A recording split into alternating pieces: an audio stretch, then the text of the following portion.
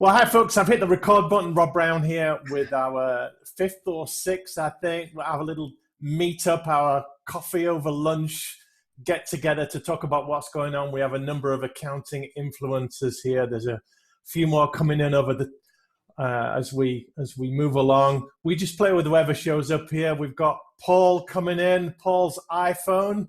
Hey, Paul, do you want to just put in your full name on the rename so that we know who you are? We'll do some quick introductions. And How do I do that, Rob? Any ideas? Oh, look, yeah, if you just click, how does it work? For me, it's top left, top right on your name, and then it's just rename.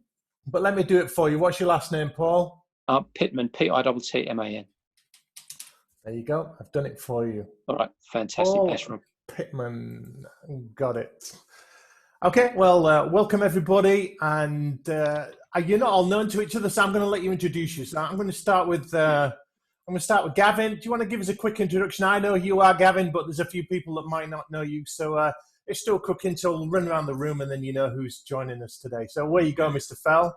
Certainly. Hi everybody. My name is Gavin Fell. So I'm the VP for Sales and Marketing for a product called Fluidly. Fluidly is the intelligent cash flow app. So currently based in London, but obviously we're all in lockdown at the present moment in time, so we're working remotely. Been at Fluidly for about 14 months now. Prior to that, I was European Director for Receipt Bank. So obviously in terms of the apps and the fast-growing marketplace, I've kind of been in it for around about 3.5 years now, but been in the industry 12 years with Sage. So I always use the phrase, you don't come from the Northeast and have something to do with accountancy and software and not touch Sage at some point. And obviously I was there for about 12.5 years. So I actually love my time at Sage, and it was a real good grounding. Okay, thank you. Well, that's all we've got time for today, everyone. Thanks very much. That was the... I'm teasing. Philippa, just tell us who you are real quick so everyone's acquainted. Hi, everybody. So I'm Philippa Haynes from Insight 101. I run a brand strategy business. So I help accountants in particular create their brand or do a rebrand. And that is less about the design, but of course it goes into the design, but more about the thinking behind their business and how that translates into a great service. So my connection most recently with accounting is I did a 1-hour seminar at QuickBooks Connect, which was meant to be Olympia real time, but ended up being filmed. So that is my connection with accounting at the moment. Brilliant. Thank you, Philippa. Kevin, introduce yourself.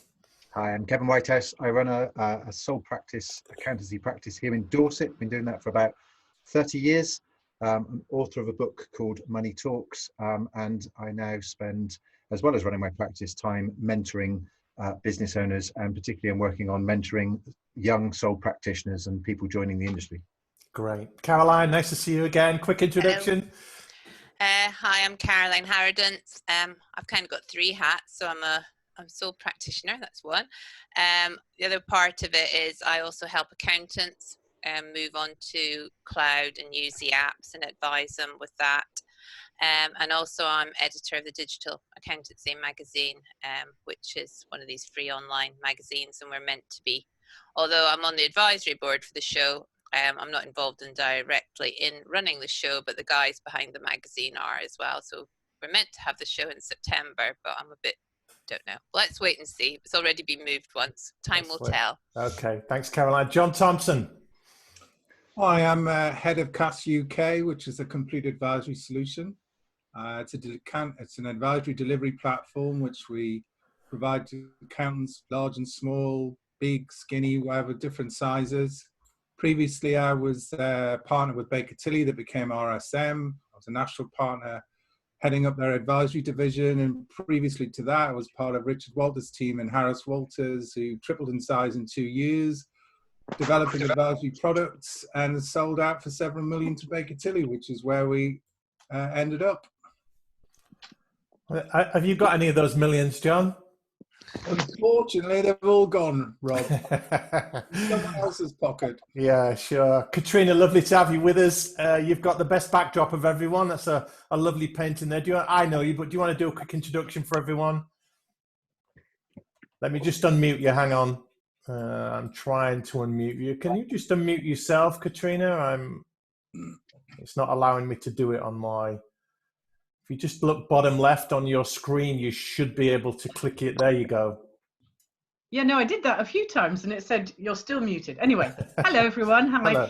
Hello. I'm Catriona Russell. I run the BD and marketing initiative for Goodman Jones, which is it's a London-based single office firm of accountants and business advisors. We have some other sister organisations affiliated with us, but predominantly, predominantly what you would expect from a mid-sized tier firm of accountants. Lovely, great to have you with us, Paul Pittman. Yeah, hi everyone. I'm an insolvency partner at Price Bailey. We turn over about 1.5 million on the insolvency bit, whereas the firm itself turns over about 30 million. That's probably enough for me. Fair enough. Very short and sweet. Marie, nice to have you with us. Quick introduction. There we go. Can you hear me now? Gotcha. There we go. Hi, I'm Marie Donaldson. I am the founder and director of an accountancy company called Fresh Clarity, based in Shropshire. Team of 5. We're not a high volume accountancy practice, so lower volume, but we tend to do more for clients throughout the year, as well as obviously year end stuff. So yeah, that's me. Got it. Thank you. And George Dale. Hi everyone, George Dale. I work for a firm called Thompson Cooper. It's a firm of accountants with roughly about 100 people. I work as director of business recovery and insolvency, and in that team we've got about 13 people. We've got offices in Dunfermline and in Edinburgh, and a bit like you, Paul, probably expecting a rush of business going forward, and maybe your numbers will change from you'll have 30 million of turnover and the rest of the firm probably have 1.5. But good luck with that anyway. Yeah, well, thank you everyone, one and all. And the chat is going if you want to add anything. But I've got a few questions to go through today. But let me ask you a first one, which is not really on my agenda. But how are we, and you don't have to contribute here. These are the rules. If you've got something to say, just put your hand up in the chat or just visually put your hand up. But how are we feeling about Zoom fatigue? It's this new thing that's come in. We are on lockdown now. Kevin's not bothered because he's been doing Zoom forever. But John, are you bothered about Zoom fatigue? Is it changing anything for you? Guys, I've come on this Zoom call today for a rest from talking to firms and clients. So this actually, I'm finding this is great. Yeah. There's a few people that are, because with Zoom, the camera tends to suck the energy out of you, as do telephones, and you've almost got to be a little bit more animated. It's easy to get distracted. We've got kids and all kinds of things going on. So I just wondered if anyone else is feeling a bit of Zoom fatigue and whether you'd love to go back to being in an office and being face to face. Gavin's not bothered, is he? No, he's... I spent the last 5.5 years on the road working away Monday to Friday, so actually being in my own bed, and I believe I've got 4 kids as well, so I've just kind of established myself as dad again, so it's been brilliant. Yeah, okay. Philippa's just put in the chat that she's not bothered. So, Catriona, do you yearn for the office again? Do you want to get back there? No, quite the opposite. And I'm wondering what's wrong with me, because I'm loving this. Yeah. I'm loving the liberation and actually when it comes to relationships, I think we're getting quite a lot more out of the visual conversations than phone conversations. So my sense, and maybe I'm swimming against the tide, but my sense is all the conversations we have in this period are likely to sow the seeds of some strong relationships for the future. So I've definitely been encouraging my guys, you know, you don't need to wait till you're back in the office to have the coffee. Ring them now. You know, when they've, you know, if they've got Zoom fatigue, they can say no. But that it was always us, wasn't it? Yeah. Whereas I think if we reach out to people now, I think we will be remembered, and it's slightly more intimate, isn't it? Seeing everyone's inside of their home. So no, I'm quite enjoying it. But then maybe I haven't done as many as everyone else.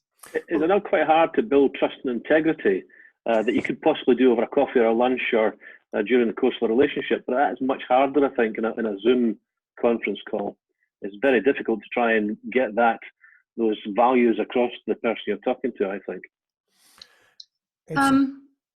Yeah, but relationships are made up of all sorts of different interactions, aren't they? So this would just be one part of it. I mean, I don't think, it's about a series of conversations. So I just think that Zoom is playing a positive contribution to taking, at least starting the conversations. Yeah. I'd be really worried if everyone thought we couldn't have conversations now because we weren't face to face and we should wait till then. Well, look at the alternative, and Philippa's just put something in the chat there. We could be getting tired of commutes, and all of a sudden our 1 2 hour commute, whatever it is, has dropped out of our calendar. So we have all of this extra time to, I've just been watching on my phone a documentary on YouTube about the game Go, which is one of the most played games in the world. It's the national game of China. I don't know if you know Go, with the little black and white counters that you put on a board and you make territories and things like that. And they've now got a computer to beat the world champion at Go. And it's all about artificial intelligence. But I'm taking an hour out of my day that I can afford to do that I wouldn't do otherwise. And I'm thinking, this is actually quite decadent here. This is quite unusual that I'm able to do this. So, Paul, you've got a smile on your face. Are you loving this new normal? Yeah, I think it's good. I mean, I'm actually having an extra hour in bed in the morning, which is quite nice. Mm. Still at my desk for about 9:15 and try to finish by 5:30. So, and then go down for dinner about 6 o'clock and just have the evening to ourselves. So it's quite nice. I mean, whereas normally I'd have been out 2-3 nights a week, sort of networking and things like that. So it's certainly giving me a lot of my own time back. So it's quite nice, really. And then a mix of webinars and Zoom chats and things. And sometimes just telephone calls with contacts as well. But it allows me the time to sort of get in touch with all my good contacts as well. So no, it's worked pretty well for me. Welcome, Vipul. We've just been doing some introductions. Vipul's from Advanced Track Outsourcing, based in the UK, but they help us with finding staff for our accounting firms all over the world. We're just talking about Zoom fatigue, Vipul. Have you? Are you liking this new world? I mean, for us, it's quite normal. I've always had two days a week, which I allocate to Zoom meetings. So I tended to do it Mondays and Fridays anyway. And I did that to reclaim my weekends. So that was my main driver, that when I had a weekend, I wasn't arriving tired back home on a Friday, and it meant I got the week off and planned it really well for the Monday as well. So one of the things I've been up to is I've been hosting some virtual panels with heads of accounting networks and accounting communities and associations. So we've done 2 already, and I've put those up on LinkedIn. You can get those. And I've been asking these, so the heads of Prime Global and MSI Global and BKR and MGI and all of these accounting networks that you would know. And I'm asking them what the accounting profession is learning from what's going on. Because in some ways the profession has stepped up. In other ways the profession has betrayed itself in a way and perhaps not stepped up as much as it could have done. So here's my question to you. And if you've got a thought about it, just stick your hand up or jump right in. But what is the accounting profession learning or not learning from what's happening right now? Any thoughts, observations?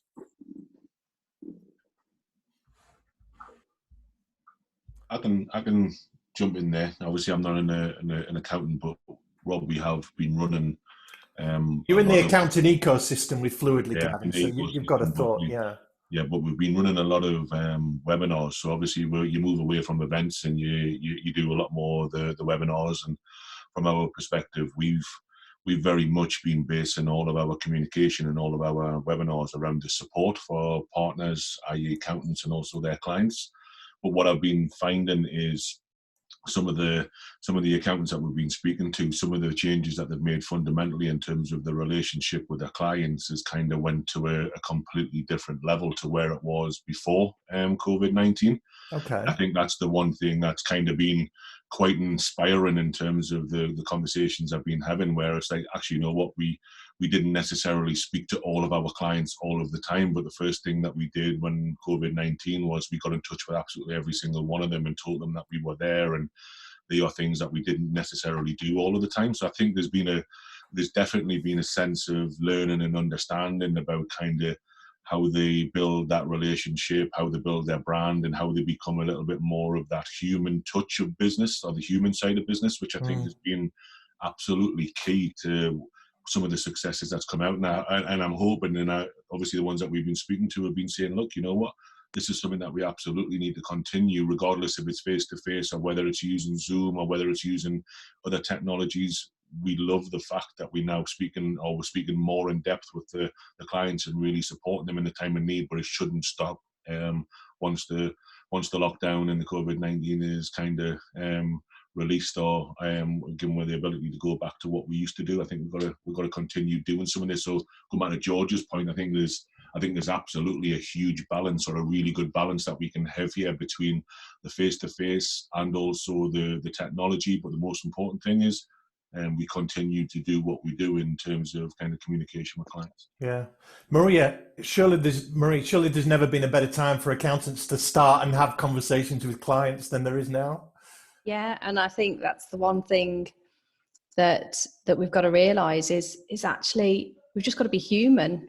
You know, I think far too many accountants sort of have this, you know, they put on a suit and they're an accountant, so therefore they act a certain way, whereas actually just need to be human and just talk to people and just be normal, really. And I think, you know, the more people realise that, the better relationships you can build with your clients. And the more you listen, the more you hear what they actually need, and you can develop your services from that. Sure. So I think, yeah, the more listening accountants can start to do, you know, we've talked about business advisory for I don't know how long now. This is the time where it's needed, and I think the accountants that have been talking about it and not doing it is going to be very obvious. John Thompson. I was just going to say, Rob, it's not about putting out insightful material, communicating well, not just with your client base, but also with all your contacts right across the whole spectrum, business introducers, referral sources, professional contacts, to show that, you know, you're taking a lead in this, you've got an opinion on it, it's giving a bit of insight into things that people may not know or understand. And I think that's very much part of our role. And I think the word leadership comes to mind. And for me, it's really about the 3 C's. And I think that's communication, collaboration, and I think, as someone else said, compassion. And I think if you adopt those 3 principles, I don't think you'll go far wrong. Yeah. I want to come back to the advisory point in a minute, but Catriona put something interesting in the chat about this. This is a great time not to be quiet. It's a great time to put messages out to the marketplace and build brand. And I've been saying from the beginning that when the dust settles and the smoke clears and the fires go out, you want to be the one that people remember. Catriona, do you just want to expand on that and what you were saying about building brand? What are accountants learning about that right now? I don't know what they're learning, but I think it's important. So if you go back to, I worked in accountancy now. I worked in accountancy a while ago, but between that I was in law, and I watched it. Was really interesting with the 2008 recession, where clients were coming to us and saying, how did you react? You know, they were asking us questions in tenders that were, did the partners limit their drawings, or did they just make redundancies? And, you know, we were being filtered out for choices based on how we reacted to this and what we prioritized. So it's those sorts of, you know, we will all be judged by what we did in this period, because that will be our true colors, won't it? Yeah. Leadership, you mentioned it, George, and is the accounting profession being well led right now? We've seen examples of good, strong leadership. I put a LinkedIn video up just recently on the 4 kinds of leaders that I was seeing emerging from this, and not all of them were good. One of them was good, but others were too cautious, others were too flitty and trying to make quick decisions and not really grounding them. So, Kevin, what are you seeing about leadership in the profession and how it's learning right now? I think when you sort of go back over time, I was around in the sort of early 90s, late 80s, when computers were the first thing to come into the industry. We were switching from hand records to computers. And the change is similar to now. You've got more technology, whereas in the past we've had things like making tax digital, which is a very specific set of rules that you either do or you don't, and you kick off with it. The challenge with the computer industry is that everybody has got to now, use all this technology that we have. Everybody's got Zoom and all the rest of it, but you still find a lot of people, and that's clients as well, hey, we're using computers, and then you realize they're not really using them. They're just, they've got them, but there's a long way to go for everybody to learn the efficiencies of it. And I think that is probably the lesson that the industry has to learn, and it's going to take time, is that they're so driven by sort of an hourly rate or an hourly task or a task to do, and they haven't realized and embraced that the technology can take jobs that 30 years ago would take 2 days to do, that you can now do in 20 minutes. Sure. And people don't believe you, so therefore they carry on doing stuff the old way, manually, but using computers. They're not using all the automation and the importing, and there's a long way to go for that, a long way to go. So Caroline, you put something in the chat about technology, didn't you? About it's more of a focus for firms. Do you want to just expand on that? Well, you kind of got two camps almost there as well. So you have got the technology that you're using for your clients, and you have people at completely different ends of the spectrum on that. I mean, I was helping a firm, and they were taking desktop computers home for their staff because they didn't have any remote access. And then you've got the ones, which I think are the ones that are more active on LinkedIn, which are the ones that are quite digital and things as well. But there's the other side to it. I think a lot of firms have realized now they're working remotely that they've got to, well, one, dealing with clients. A lot of them have set up, you know, WhatsApp groups, Facebook groups, things that they would probably never have done before, because rather than doing the one-to-one, which takes a lot of time, they can contact a lot of people within the group. And we've been running Facebook Lives with a couple of accountants twice a week as part of the magazine. And, you know, a lot of the accountants that have done that are planning on keeping that going forward. And they're finding that their clients are interacting, and they're getting almost a little community. So there's that side of technology. And then there's also the internal side of technology. There's still an awful lot of decent sized practices that are doing all their practice management on Excel. And, you know, now managing that and managing tasks and managing their team remotely, they're struggling because they don't know what they're doing. And it seems to have got improved. There was a big element of trust to begin with. They didn't actually trust their team. But the ones that haven't had the practice management software, I think, have struggled. So a lot of them are looking at that. And then there's the other side of the technology as well, that people are actually finding now they're working remotely, that their teams are actually getting through things quicker. So they're actually seeing a benefit, not only of using the technology, but actually now the remote working, where they're not all, you know, getting together and things. So there's quite a few of them giving up their offices and going to stay remote. Sure. So there's quite a lot of changes going on all different levels. John Thompson, what are we seeing about the way firms are learning about compliance and advisory and technology in this crisis? I think the technology one is a really important one. I was talking to a firm in Dublin a couple of days ago, and I think we forget that in 2008, when we think we had a recession, we had nothing compared to what Ireland had. They were absolutely decimated. It's a 3-partner firm, and in 2008, the managing partner lost 80% of his clients. 80%. I mean, just miles worse than we had in the UK. Yeah. What they then decided to do was, in about 2009, 2010, they decided to stop being a training office. So they've got no juniors, they've got no trainees. So when this earthquake hit us, they actually have said that it has, I wouldn't say it hasn't affected them, but it hasn't affected them as badly as some other firms, because they've not furloughed anybody, they've not made anybody redundant. They've got reasonably senior people across the whole business who are all able to work remotely with very little supervision and still be incredibly productive. And what we find, even in the UK now, talking to some of the bigger firms, the people they've furloughed have been the juniors and the trainees, because they need supervision. And technology is great, but you still need the people to do the work. And I think going forward, a lot of firms are going to question, number one, they need better tech, but number two, do we actually want to be a training office, either to the extent we have been or at all? Because what you know, these people unfortunately take a lot of looking after. Sure. Let's pivot slightly. Paul and George, it's great to have you in the room here. What have we learned from the crisis of 2008 about how companies went out of business and there was a lot of recovering and insolvency there. What have we learned there about what's happening right now? I think what happened 2008, I suppose. I mean, there were a lot of businesses that went immediately, and then there were a lot of zombie companies that sort of hung in there because interest rates were so low, that sort of thing. Whereas this time, what we'll find is, I mean, at the moment, everyone's lost their income. I mean, we've got some clients who've lost 90% of their income, that sort of thing. It's really going to be how quickly that comes back once we come out of lockdown, really. I mean, the government, I think, has done a fantastic job in introducing the C-bills and the bounce back loans and all those sort of things, and the furloughing.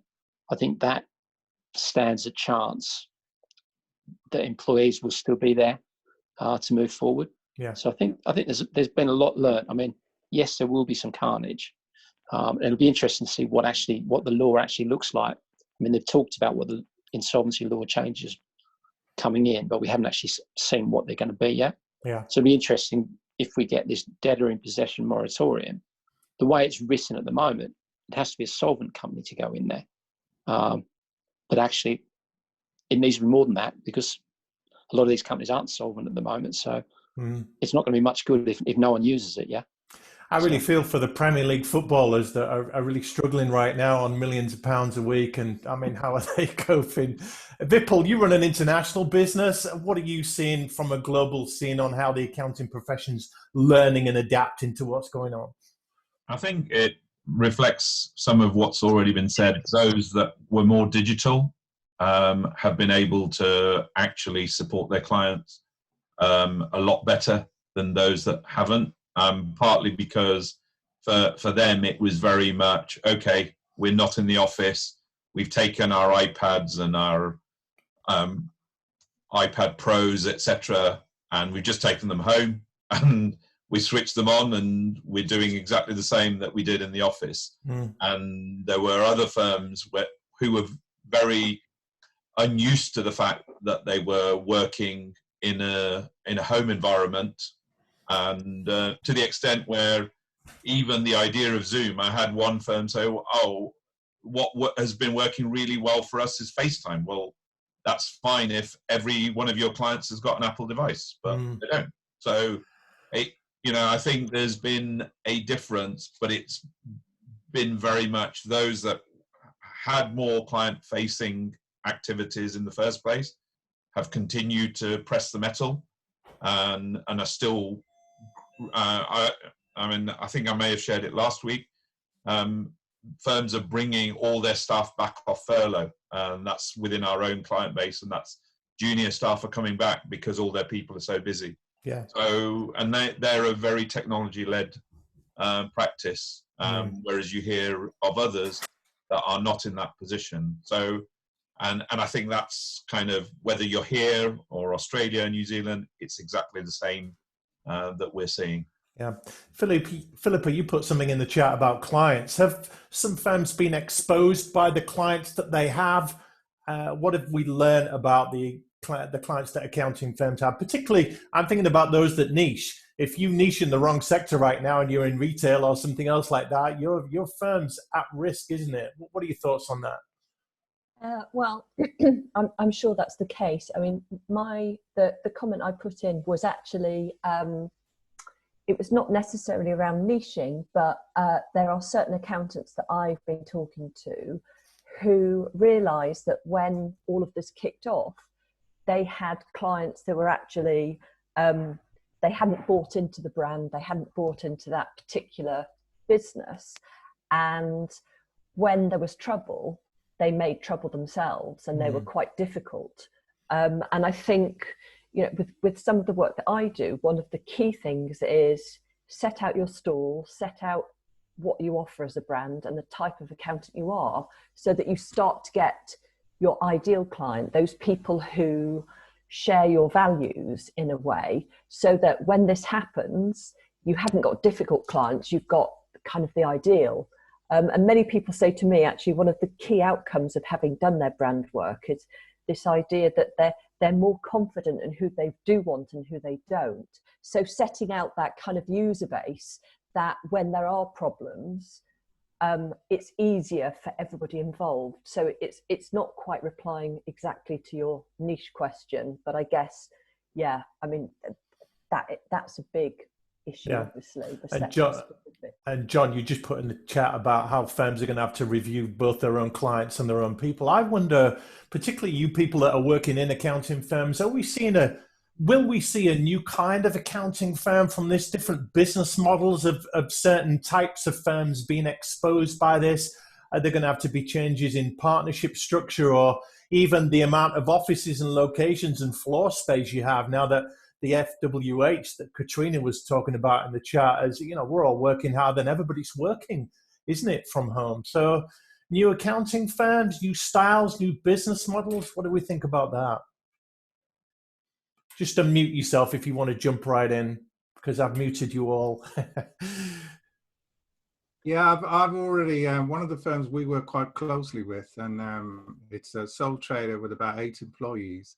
They've been, or the guy who runs it has been very pleasantly surprised about the fact he doesn't really need anywhere near as much office space as he thought he did.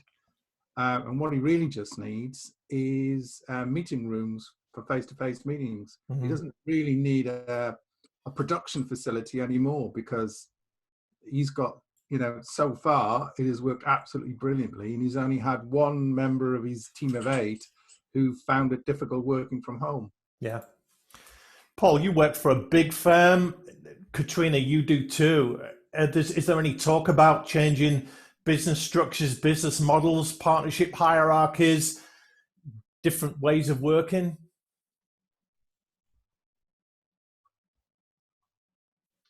I think there's a lot of talk going on. I'm not sure we've reached a conclusion yet, but I think trying to, you know, maybe I'm one of the few that's enjoying this. I think the majority of the firm are not enjoying working from home. So we're still left with the problem of straddling different working styles or preferences.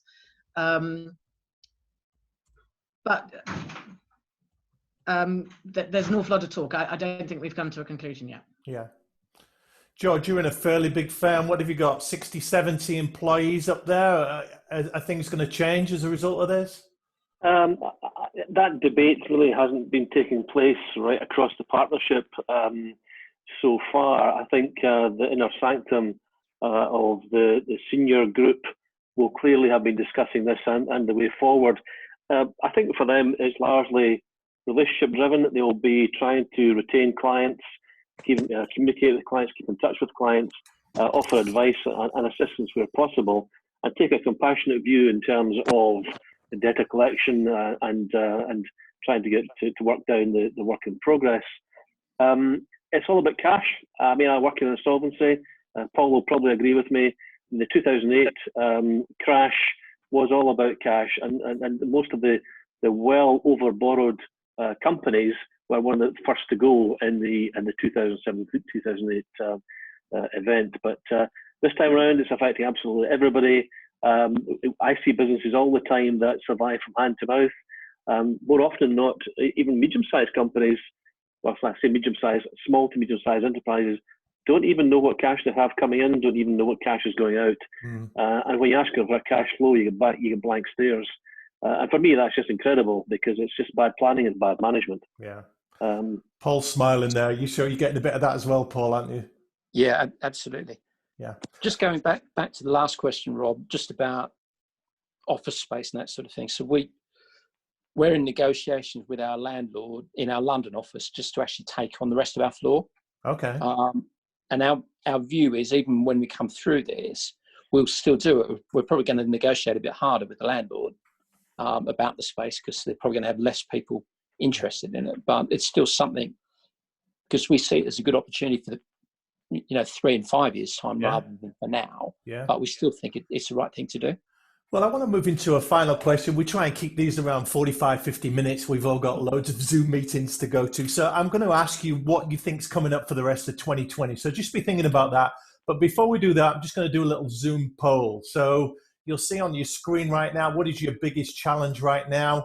Just put up a few multiple choice answers. Obviously, I'm not covering all the bases. We're all in different positions, and you can put the other there, and I'll open it up for you to explain. But it's clearly lots of challenges. There's lots of chaos, uncertainty.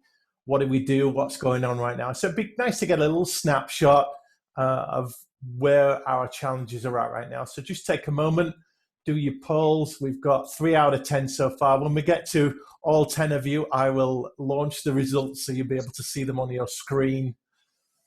6 out of 10, 8 out of 10, 9.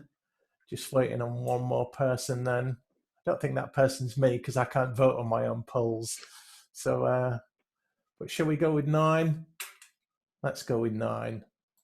All right, just ending that and sharing the results with you so you can see right now. So can you all see that on your screen? Interesting results. So one person put other. Who was that? Do you want to explain, whoever that was, what your extra thing is that I didn't put on the multiple choice?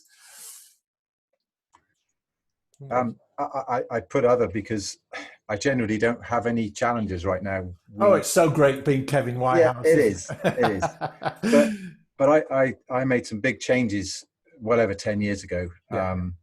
And we run a practice today that achieves 90% of what I did 10 years ago. 10 years ago, I had 10 staff, big office, all the kit.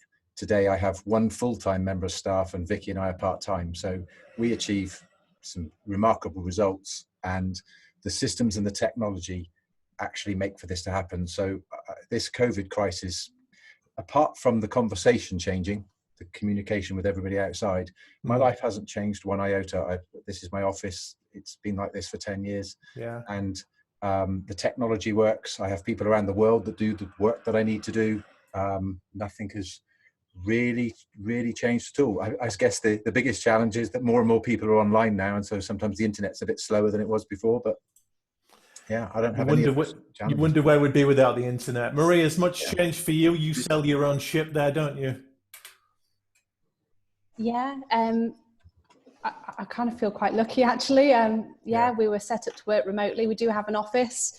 Everyone generally does go to the office, but mainly because we're all working mums, so it's quite nice to get out the house and be somewhere else and sort of speak to each other. But no, things haven't changed massively. We haven't lost clients. I think my challenge is more, I was thinking, I'd have all this time to do the things that I want to do and things that I want to implement, and actually that's not happened. So that's, from a strategy point of view, that's my frustration, I suppose, more than anything. Gavin, it's great to have you on as a representative of the software tech side of things. How's it going at Fluidly? It's crazy busy, if I'm being brutally honest. Okay. I think I must have been the one that hadn't done the vote, because mine was the health and the mental stress, stuff like that. Because for me, I'm the type of person who likes to be around people, and I like that kind of face-to-face interaction. So colour's old-fashioned, but sometimes seeing the whites of somebody's eyes and shaking a hand and all the rest of it is important.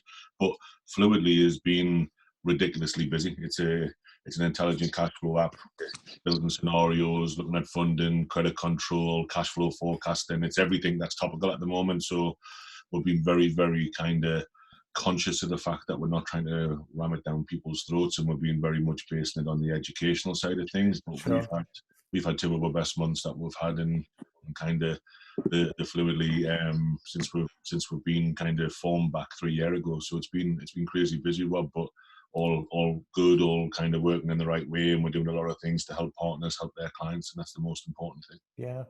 Philippa's just, Catriona's just said she can do without the homeschool. And I used to be a secondary school maths teacher, so it took me 4 years to study, to teach, and to expect parents to do it like that at all ages. My heart goes out to you. It's not easy at all. So listen, let's just start to wrap things up, folks. And as I ask you to just say something insightful about what you feel's coming up for the rest of 2020. So Caroline, I'm going to start with you. You haven't spoken for a little while, so just get ready to give us a little soundbite or a little prediction of what you feel's coming up, and then I shall wrap things up and send you on your way. So what do you predict for the next few months, Caroline? You've got to unmute there, Alan. See if I can. Am I muted? There you go. Okay. No, I think for me it's going to be technology. I think a lot of firms have seen the benefits. I think a lot of firms will have to see the benefits that haven't. I think they're going to have to change. I think there's been a bit of a realization there.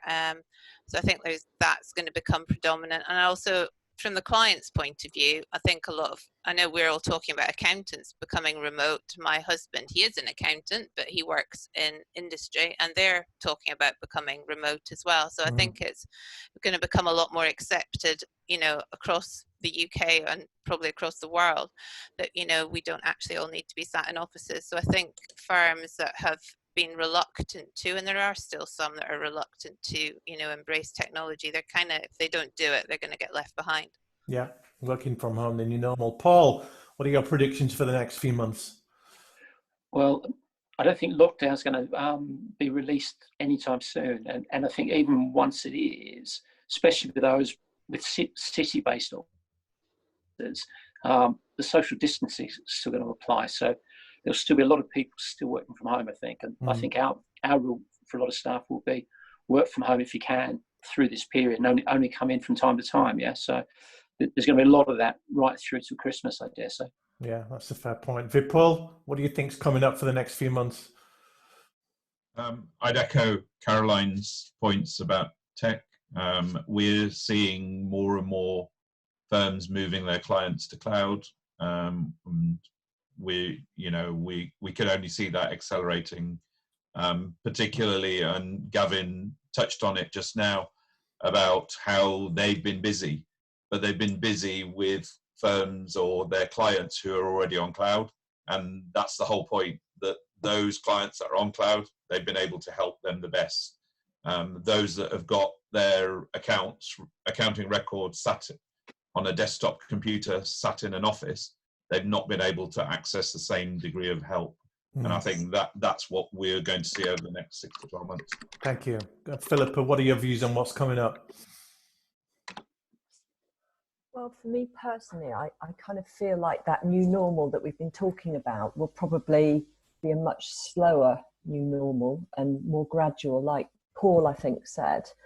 But I get what I've been counselling my clients to do is to obviously think about their brand and their strategy moving forward if they do have that time once the sort of panic has subsided.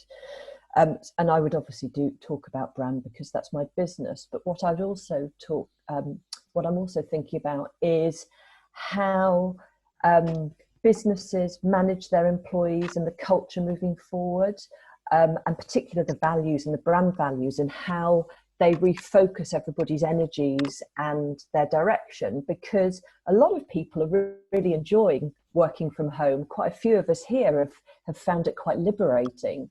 And so it's how you're going to manage that new normal, how you're going to manage that integration again, and how you're going to get everybody sort of talking from the same song sheet, and working together, whatever that looks like. And I'm not sure that we really know what that means yet. Catriona, I saw you nodding there. What are your thoughts on what's coming up? Well, I suppose one of the things we've been thinking about and talking about is everything that's going on in audit, in the world of audit, and what, to be contentious, what is the value of audit if you can't say something's a going concern, and then with a whole much bigger situation that the whole planet's facing, what should we be evaluating businesses for? So really, what could accountants be transforming themselves into? So should we be measuring more along the ESG that the larger firms are being required to look at? So I think it's quite an exciting moment for us to be thinking about how we transform. You just dropped that grenade in right now, just towards the end of our discussion. I love it. Been asked before. Yeah. George, what do you think's coming up? I think there's going to be a need for a lot of professional advice and guidance. I think directors will be looking at their own personal liability as a result of when wrongful trading, for example, resumes from June onwards. I think people will find themselves in a position where they will find it difficult to adapt to the new norm. Things won't happen quickly enough. A lot of businesses, I think the word zombie companies was discussed earlier, but a lot of companies that have just been clinging onto the edge, like some pubs, restaurants, hospitality, etc. We won't see these companies again, and I think we'll lose a lot of skills. I think we'll lose a lot of people in India from all sectors, and I just hope these people can get redeployed elsewhere in what becomes the new economy. John, what are your views on what's coming up for us? I think I think it's actually very difficult to say what's going to happen. I think in normal times, most change is quite evolutionary. I think, but what we're seeing now is the potential, which it can be positive or negative, of a possible kind of revolution. I mean, for instance, there's one quite large firm we work with a relatively new managing partner.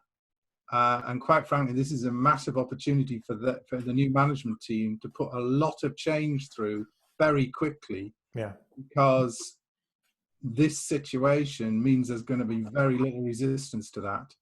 I think there'll be consolidation within accountancy practices.